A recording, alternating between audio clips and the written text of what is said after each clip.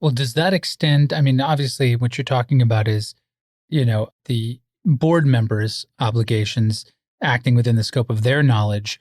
Does that extend to the property manager as well? I mean, would you expect that a property management company or manager should be aware of the California Civil Code requirements, whereas you wouldn't expect that of a board member?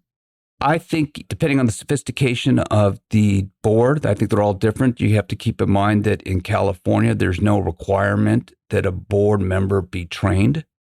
Is there a requirement for a manager to be trained? It's not so much a requirement for the manager to be trained, but a lot of their, for example, CACM has a code of ethics that requires managers to, comply with certain standards of care. And one of the standards of care is that the managers are familiar with their governing documents and with the Davis-Sterling Act. So I think that in that situation, I think it is reasonable for a homeowners association to be able to expect that their management company is familiar and help them. And then, quite frankly, if the management agent is not familiar with a particular issue, that's when the management agent should be reaching out to counsel.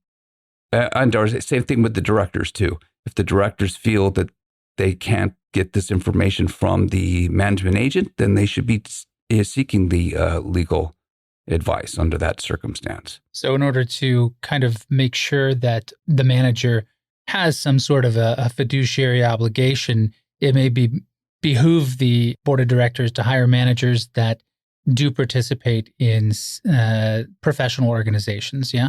Yes, CAI, CACM both have credentials or they're doing training for the management companies. And I think under both of them, there's an expectation that the management companies are going to be familiar with the Davis-Sterling Act and the, Corporations Code and the governing documents.